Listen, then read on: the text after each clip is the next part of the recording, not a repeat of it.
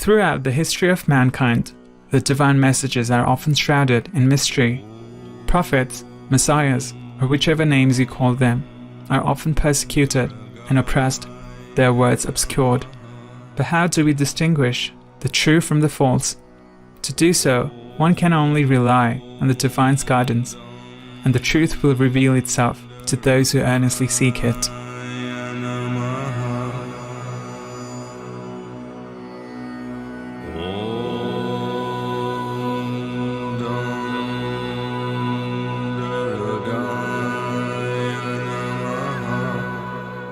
Considered the father of yoga in the West, Sri Paramahansa Yogananda was undoubtedly one of the most influential Indian gurus of his time. Arriving in 1920 on the shores of the United States in Boston, at just 27 years of age, he immediately began sharing Kriya Yoga's teachings of peace and wisdom across the country.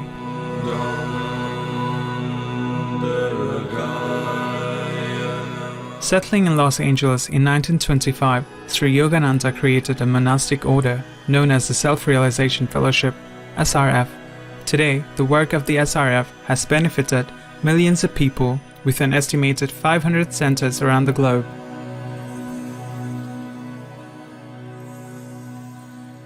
As Master Yogananda was preaching the Dharma across the United States of America, he was naturally concerned about this mighty country and its inhabitants.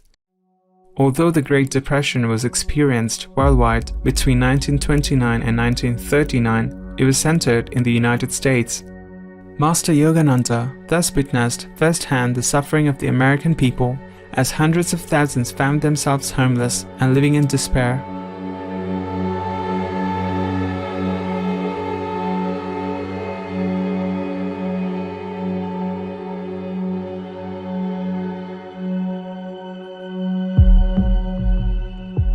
Soon after this period, as if the tentacles of evil malice were trying to obstruct human awakening, World War II drew the US into a global conflict, and in the ensuing decades, every country on the planet faced multiple calamities, both human-made and seemingly natural disasters.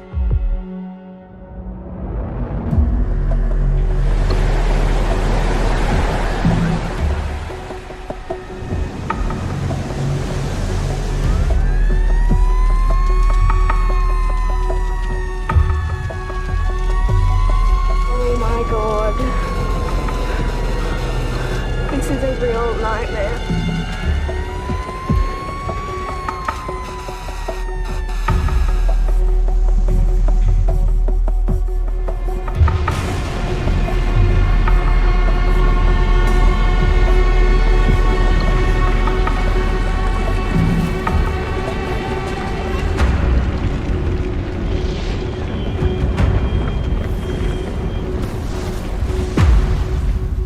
As an enlightened mystic and through his many lectures and writings, Master Yogananda spoke prophetically about the current and future times that only in hindsight can we see more clearly. Many of the Indian Master's insightful words were recorded by one of his devoted disciples, James Donald Walters, who is also known by the spiritual name Swami Kriyananda. Despite the positive effects of economic recovery following the Depression, Yogananda ji said, Americans were growing so rich, they forgot God. The wealth-driven forsaking of God, in this Hindu mystic's eyes, was a powerfully destructive force of Western decline. Not only that, Master Yogananda had foreseen another, more widespread depression ahead. A terrible depression is coming, far worse than the last one. However, this new period of decline is differentiated by our humanity now being on the threshold of the Dwapara era of awakening consciousness. Sri Yogananda hints that the subsequent depression, albeit worse than the former, will be different. But now, God is performing an operation. They will have only half as much wealth. Although people all around the world have recently been experiencing financial depression caused by dramatic increases in the costs of goods and services, money devaluation, and massive national debts, evidence has shown that some are turning to spiritual activities such as meditation and yoga. According to Pew Research Center's 2014 Religious Landscape Study, Americans of nearly all religious groups, as well as those who have no religious affiliation, say they meditate regularly, with 40% saying they meditate at least weekly. In their 2017 report, the Pew Research Center found that 75% of Americans categorize themselves as spiritual, with meditation often part of their spiritual practice. Even the non-religious appear to be feeling the inner calling of the Dwapara Yuga. Approximately 26% of the Americans who are identified as atheist, agnostic, or nothing in particular also reported that they meditate regularly. There is an indication that people around the world are feeling the call of meditation as well, with one study estimating that up to 500 million globally are participating in this beneficial practice. In our teachings, Supreme Master Ching Hai always reminds us that the true reason for meditation is to seek the experience of God's presence. This is the key to balancing the physical existence with one's spiritual practice and development while having this precious opportunity of a human body. More blissful and more happy we become if we are intoxicated inside. And then we don't have any more questions, really. We don't care. We're just happy with the love from God alone. That is the purpose of our life, to find this love. And then we're satisfied. Because without this love from God, we'll be just miserable. And we take all kinds of harmful drugs and sometimes alcohol and all kinds of things in order to make ourselves happy. But then we will be worse, we're more in trouble, because we don't have the true happiness. That's why we must meditate on God. And if we cannot, the Master Power always give us somebody, some messenger, in order to guide us, help us to remember how to meditate on God correctly. If only we take time to turn inward daily sometimes, then we will find this highest quality. And then our life will become truly happy, because we can solve many problems in a better way. And we don't have to work so hard, but we achieve the higher result or the best result. Because we make use of our wisdom, which is already within ourselves. So the way of true happiness and success can be found only when we turn inside and go to a higher level of consciousness, pick up better information and use it in our daily life. What is the consequence of humanity ignoring the sage advice of the Masters past and present? Master Yogananda made it very clear to his disciples with the following prediction. The time is growing short. You have no idea of the sufferings that await mankind. What type of suffering could be awaiting us, more even than those who suffered the Great Depression and the Second World War? There are many ways the dark, fading energy of Kali Yuga can still influence human behavior, which in turn can drastically alter the divine balance of nature and earth. We have already seen an increase in the frequency and severity of disasters like tsunamis, hurricanes, and forest fires, as well as precious lives lost to pandemics like COVID-19.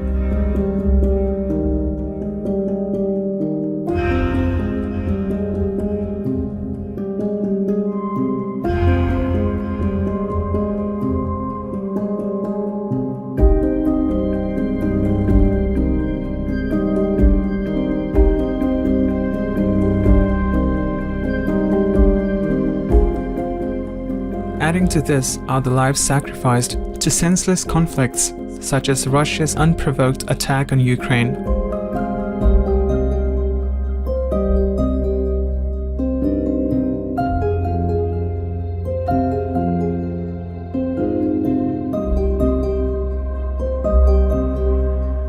Paramahansa Yogananda gives us a clear insight into another such outcome that is currently ravaging our planet. In the next century, Boston will have a tropical climate, and the people there will be brown-skinned. This prediction, made in a time before climate change was known as a scientific reality, then seemed outlandish. How was the clairvoyant guru able to know that humanity's cruelty toward and consumption of animal people would result in environmental destruction and significant global warming, if not using his divine eye?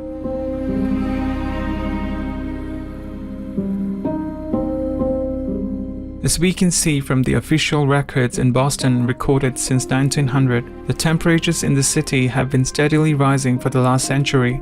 Moreover, this is the same future that scientists have been warning of. They predict that by 2100, Boston will have hotter temperatures at or above 32 degrees Celsius for as many as 80 days per year, compared to about 10 days per year up to now.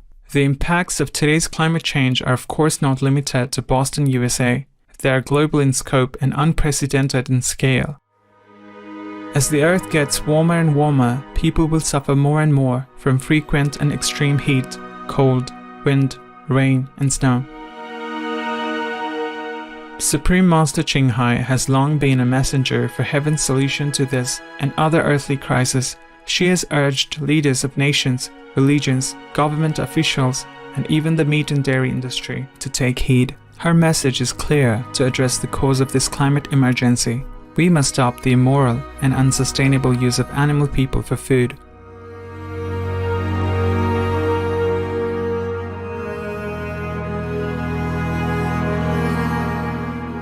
Raising animal people of any kind is making our planet climate change worsen because of the methane and all kinds of economical related problems.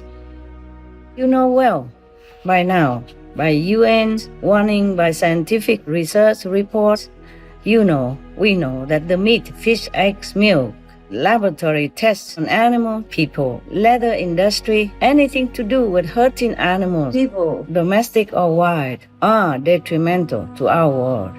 We talk about all kinds of climate reduction or reducing air pollution, but animal, people, raising, fish, egg, milk industry, etc., anything to do with animals, people are the worst producers of lethal methane gas, which heats up our planet.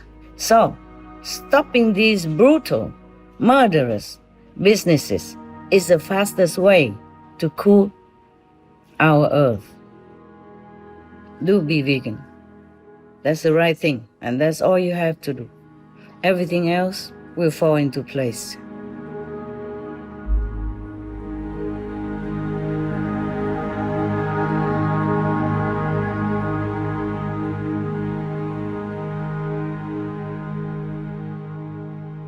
Though still at its beginning stages, the rise in vegan consciousness has been encouraging in recent years.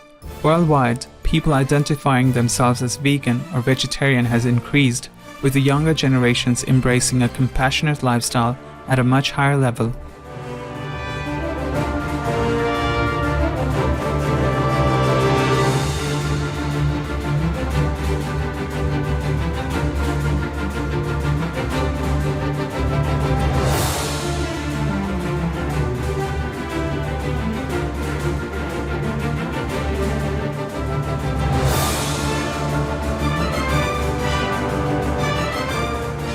Sri Yogananda also hints at a potentially positive side to the calamities of our time. He added, They will have only half as much wealth, but they will be more spiritual. It cannot be said more clearly than by Supreme Master Ching Hai herself that the path to a higher spiritual consciousness that also brings peace for all beings is through the vegan lifestyle. It's a high time that the human race should rise to a higher level of consciousness anyway. It should be noble, kind, and compassionate. Be veg, go green, do good is not just for the planet. It's for the whole human race, ennobling spiritual merit and quality. And as the killing karma is reduced, with people becoming vegan, all disasters will diminish. A more loving atmosphere will envelop our earth, and we would not even have to worry about war between countries, because the vegan diet will make people feel peaceful, more clear-headed. So consequently, each nation would naturally have sufficient resources and wholeheartedly exchange help to each other. So the best way to prepare for conflict is to take complete prevention. The vegan diet will help us to achieve that goal. and almost immediately.